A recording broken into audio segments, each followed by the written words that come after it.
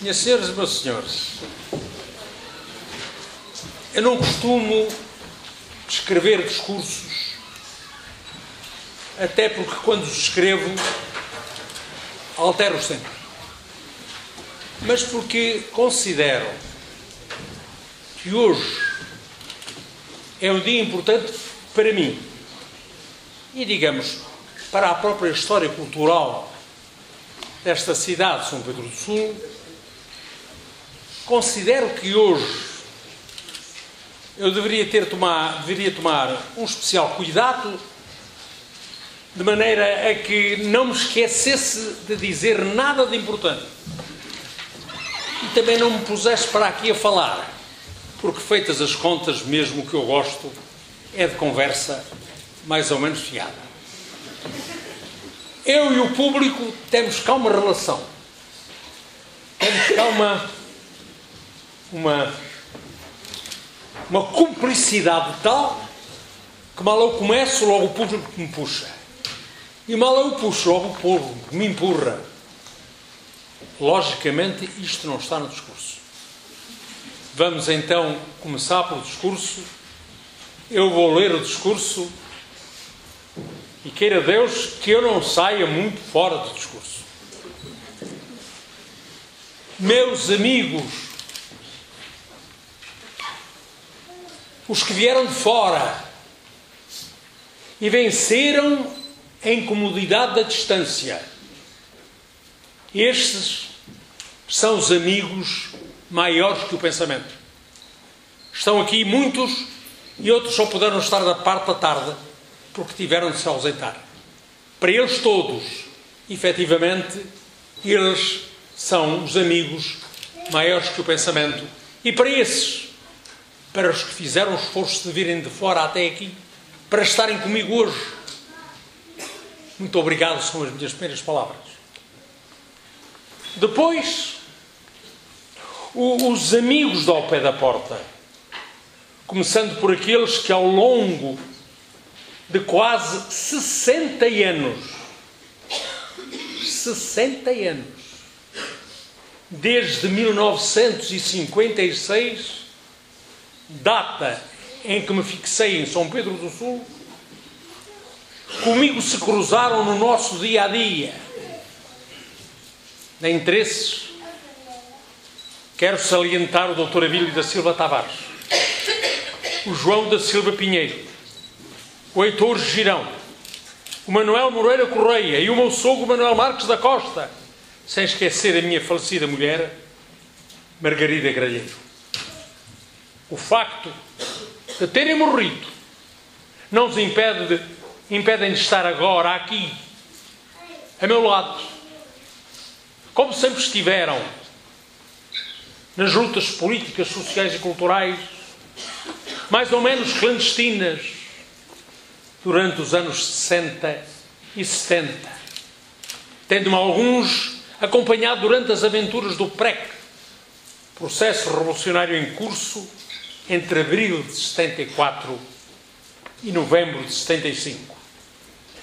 De interesses, eu quero destacar os que me acompanharam na saga dos Amigos do Cinema e na refundação da União Desportiva Sampedrense, UDS, a que adiante farei referência mais pormenorizada.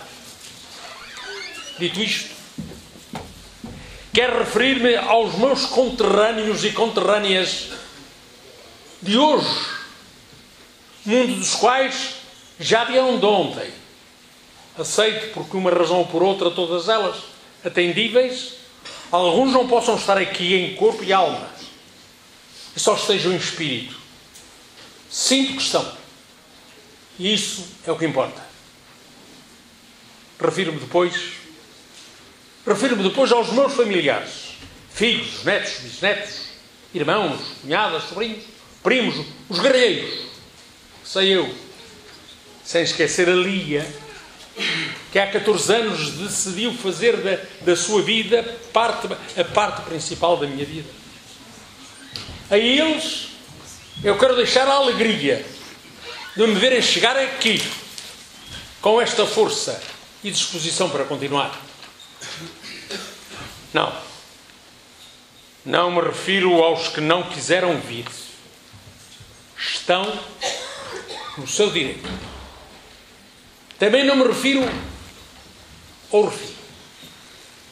aos mais novos, àqueles que de mim já pouco ou nada sabem. O decorrer dos anos é inexorável e, sobretudo, lança o manto do esquecimento, tão injusto às vezes. Mas a feroz campanha contra mim movida por certas forças políticas ao longo de mais de 30 anos, desde os anos 80, também deu o seu almejado fruto. Dia a dia, eu fui saindo da memória dos sampedrenses. Hoje, olhando para trás, sinto que em tempos fui uma bandeira que se transformou numa incomodidade e virou lenda viva que se fez saudade na memória dos amigos e num certo remorso na consciência dos que quiseram apagar a minha memória. Feitos estes esclarecimentos, quero aqui deixar público e raso que, salvo essa tal meia dúzia que não gosta de mim, está no seu direito, considero todos os habitantes, os naturais e residentes em São Pedro do Sul e no seu concelho, considero todos meus amigos. É esta a nossa terra. Somos vizinhos, por mais que queiramos ou não queiramos. Alguns deles até estiveram contra mim em determinado momento da nossa vida coletiva. Foi um tempo de brasa, e deste tempo tudo voltou à nova normalidade do respeito mútuo e da boa convivência e vizinhança. Pronto. É a altura de entrar no discurso formal do agradecimento. Meus amigos, esta homenagem que a Câmara Municipal de São Pedro do Sul decidiu prestar-me agora, atribuindo o meu nome a este velho cineteatro e ultrapassando a corrida oportunista que atribuiu o meu nome apenas à sala, esta oportunidade deixou-me muito feliz, muito satisfeito. Desculpem a imodéstia, mas considero que há muito tempo eu tinha mesmo direito a esta homenagem. Efetivamente, para os mais novos, os poucos já se esqueceram. Desde 1959 que estou artisticamente ligado ao Cineteatro de São Pedro do Sul. A primeira encenação que aqui fiz, neste velho espaço, foi nesse recuado ano de 1959. Um grupo de amantes são-pedrenses da arte de talma, de teatro, tendo tido conhecimento que eu chegara de Coimbra em 1956 e aqui em São Pedro do Sul me fixara, trazendo comigo uma certa lenda cultural coimbrã, considerou que essa lenda seria título bastante para me convidarem como ensaiador de uma opereta popular que eles queriam montar e se chamava, salvo erro, A Flor da Aldeia. Pus-me a lembrar no outro dia, dá-me a impressão que já todos morreram. Aceitei. E a flor floriu sobre as tábuas deste palco e foi por aí adiante. No ano de 1960, este cineteatro fechou portas, porque o seu concessionário considerou que, dada o estado da casa quase em ruínas e o adiamento do público, não havia condições para a manter aberta. Foi então que eu, juntamente com o Dr. Abílio Silva Tavares, o Sr. Frederico Carvalho, o Dr. Dionísio Veterinário, o Sr. Abel Pereira da Rocha, o Sr. António José Bandeira Carvalhas, o anterior concessionário, o Manuel Moreira Correia, o João Pinheiro e mais meia dúzia de cinéfilos locais, decidimos fundar a Sociedade Particular dos Amigos do Cinema, a que atrás já fiz referência, cujos estatutos foram por mim elaborados. Fizemos grandes obras de restauro e adaptação da sala corredores e outros espaços, adquirimos uma nova máquina de projeção, tudo foi coberto por uma subscrição pública para a qual contribuiu quase toda a gente de São Pedro do Sul, com destaque para os já aludidos cinéfilos. Fiquei à frente da direção dos Amigos do Cinema desde a sua fundação até aos fins dos anos 70, a altura em que tudo mudou de rumo e o Cine-Teatro, que era uma espécie de cineclube, passou a sala de exibição de coboiadas e filmes pornográficos sob uma nova direção. Por essa altura da fundação dos Amigos do Cinema, 1961-62, eu e mais alguns já referidos, com relevo para o João Simões, Heitor Girão e Vencilão Freitas, refundamos a União Desportiva Sampedrense, que sob a capa de um clube de futebol se transformou numa escola clandestina da prática democrática no desporto e na arte. Foi a União Desportiva Sampedrense que serviu de capa ao aparecimento de um novo e revolucionário grupo de teatro, o Cénico, que apareceu publicamente como Cénico da União Desportiva Sampedrense, apresentando no velho Cine-Teatro o seu primeiro espetáculo, O Alto da Compadecida, de Arano Suassuna, em 1971, a que seguiram até ao fim dos anos 80 todos os outros espetáculos do mesmo Cénico. Sempre por mim dirigido, mas já legalizado agora sob a designação de Cénico, Grupo de Teatro Popular de São Pedro do Sul. A coberta dos Amigos de Cinema trouxe ao nosso Cine-Teatro grandes filmes dos melhores realizadores de então, desde Ingmar Bergman, Frederico Fellini, Visconti, Roberto Rossellini, Vittorio De Sica, Piero Paolo Pasolini e tantos outros mestres do cinema italiano, então em moda. Por essa altura, o cinema americano tinha caído num certo descrédito cultural. Para além dos grandes filmes, também aqui trouxe ao nosso Cine-Teatro várias companhias de teatro de renome nacional, com atores como Rogério Paulo e outros, apresentando espetáculo de grande nível cultural e artístico, como Todos Eram Meus Filhos, de Arthur Miller, pelo Teatro Nacional Popular de Lisboa, Morgado de Fafa Moroso, de Camilo Castelo Branco, pelo Grupo de Amadores da Liberdade, do Grupo da Aurora da Liberdade de Matosinhos, Júpiter e Alquemena, de António José da Silva, em versão brasileira e ligeirada, e O Santo e a Porca, de Irene Suassuna, pelo Seta de Aveiro, e Frei Luís de Sousa, de Almeida Garrett, e As Duas Causas, de Ramada Porto, pelo Teatro Ambulante Nunes Vidal.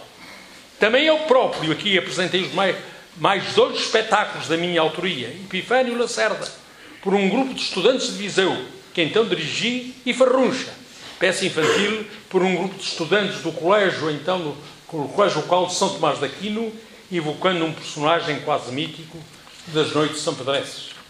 Também cá trouxe o coro da Academia dos Amadores de Música de Lisboa, mais conhecido como o Coro Lopes Graça, seu fundador, maestro e diretor artístico. Aqui, sob a sua regência, o grupo cantou perante os olhares e os ouvidos atentos da PIB-DGS o célebre Acordai, ficando de tal passagem assinalada por uma placa em mármore no átrio do nosso Cine-Teatro. Placa esta que foi arrancada pela direção do mesmo Cine-Teatro, como sucedeu na década de 80. Nota 1. Já depois de elaborado este discurso, no dia 23 do corrente mês de abril, durante uma vinda fortuita ao Cine-Teatro, fui informado pela senhora vereadora da Cultura de que ela me iria causar uma grande surpresa e alegria, pois trazia consigo a placa de homenagem a Lopes Graça, que alguém lhe fizera chegar às mãos, e ela iria repor no local onde estivera no seu tempo devido, o que fez segundo as minhas próprias indicações. Quase chorei de emoção. Lopes Graça voltava para me fazer companhia, agora no meu Cine-Teatro.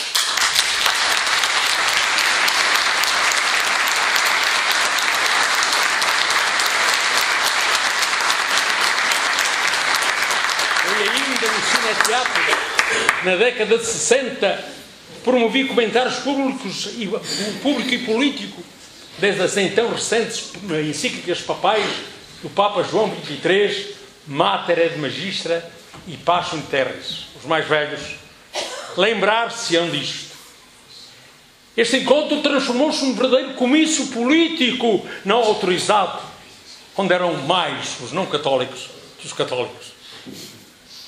Foi também no Cine-Teatro que ocorreram todos os comícios revolucionários do após 25 de abril de 74 e a Assembleia Popular para a eleição da primeira Comissão Administrativa da Câmara Municipal após tal data, como consta da última Gazeta da Beira, onde vem publicada essa fotografia. Depois dos anos 80, o Cine-Teatro entrou outra vez em decadência. Não só por se ter afastado da linha cultural que durante a década de 60 e 70 o marcara, mas também e sobretudo porque as suas estruturas materiais revistas no início dos anos 70 se degradaram de tal forma que a sua utilização passou a ser perigosa, dado a ameaçar em ruína. Foi então, década de 90, a altura mais difícil e perigosa para a vida do velho Cine-Teatro. A Câmara Municipal de então, que se tornara entretanto dona do edifício, decidiu vender o espaço para aí se instalar um centro comercial.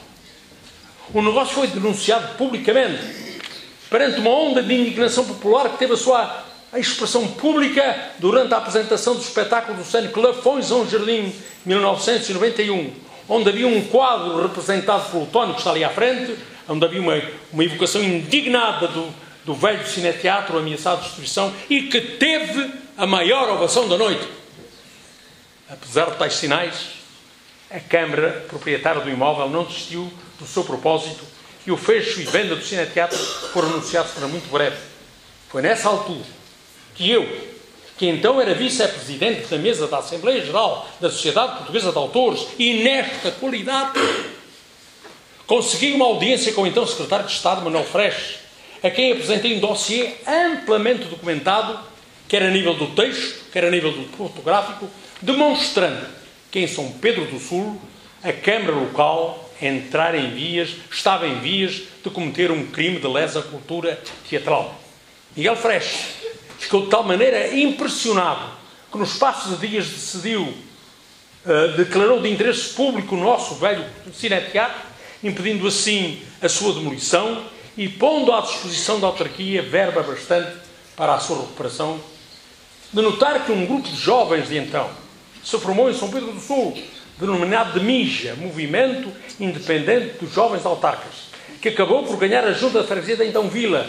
Também desenvolveu este grupo uma grande campanha de alerta contra o crime cultural anunciado. Claro que a Câmara Municipal de São Pedro do Sul de então e o interessado na construção do tal centro comercial não ficaram nada satisfeitos nem com a minha intervenção, nem com o movimento MIJA.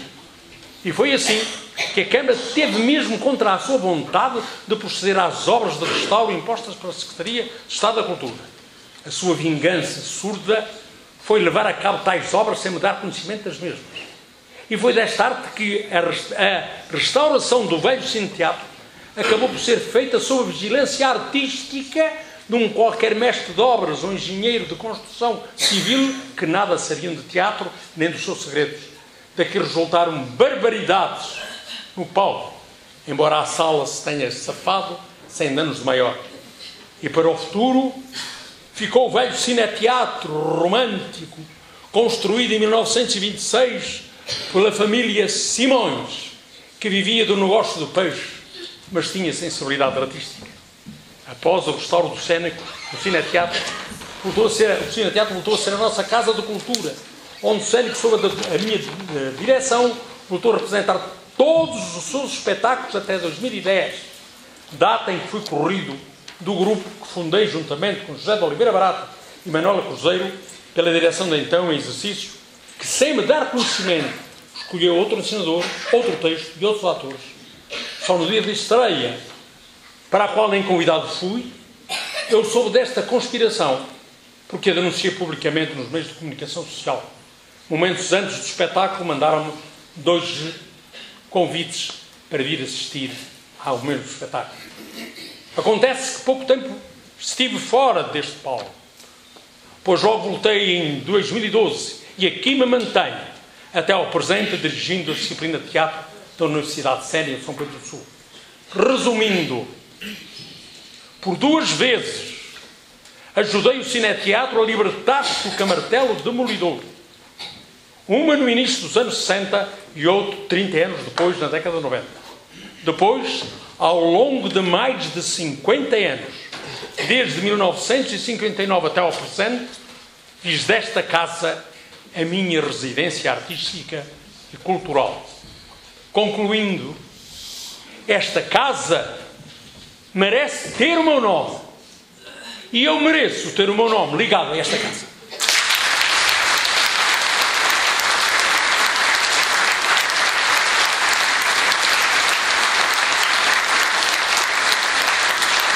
E agora, com muito mais razão e força, porque estou na companhia de Lopes Graça, o maior compositor português de todos os tempos.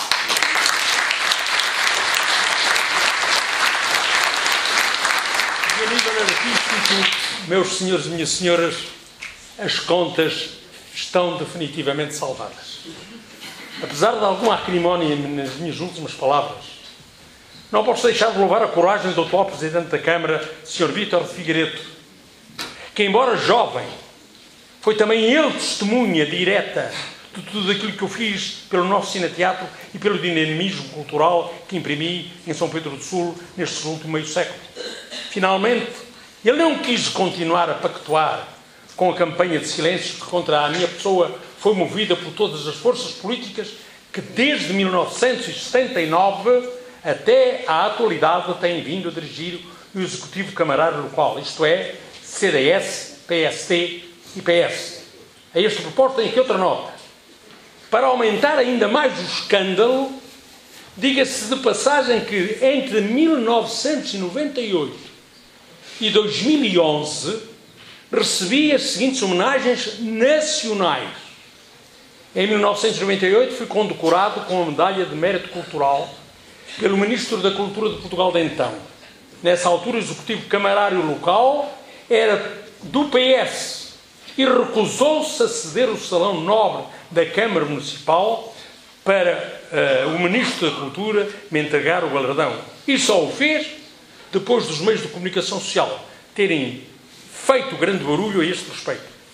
Ainda em 1998, recebi o diploma e a medalha de Instrução e Arte da Federação Portuguesa de Coletividades da Cultura e o prémio de carreira da Sociedade Portuguesa de Autores. Em 2005 recebi a medalha de honra da mesma Sociedade Portuguesa de Autores. Em 2008 recebi a medalha de Ordem dos Advogados assinalando os 50 anos da profissão. Em 2011 a medalha de honra da mesma ordem pela forma digna e exemplar como durante toda a minha vida pautei a minha atividade como advogado e como cidadão. Em São Pedro do Sul recebi também, em 2011, a homenagem nacional promovida pelo PCP, a que a Câmara desta cidade, à última hora, acorreu, dando o meu nome à sala, conforme atrás já disse. Quanto ao resto, nada. Vítor Gonçalves, pouco tempo depois da sua eleição, deu-me conhecimento... Figueiredo. Pouco tempo depois... Vítor Figueiredo, pouco tempo depois da sua eleição, deu-me o conhecimento verbal de que iria romper com a onda de silêncio camarário a meu respeito, promovendo-o no 25 de abril seguinte, que é hoje, esta homenagem. Fiquei satisfeito. Fiquei satisfeito, como disse, mas nem sequer lhe agradeci. Porque atos de justiça não se agradecem, louvam-se.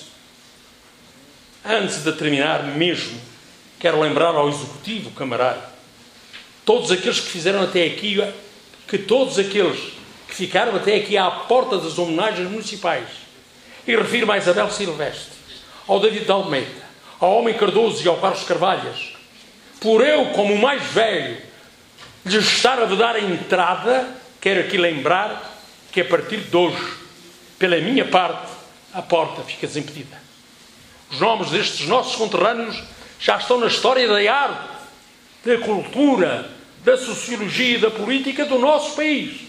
Por todo o lado eles são conhecidos como nascidos e citados e reconhecidos como filhos de São Pedro do Sul. Só falta que a sua terra natal reconheça oficial e localmente o seu mérito. Até lá, fico à espera, batendo palmas, como sempre tenho feito, ao longo de toda a vida artística ou carreira socioprofissional. Dito isto, fica dito tudo o que eu tinha a dizer. Obrigado. Boa noite.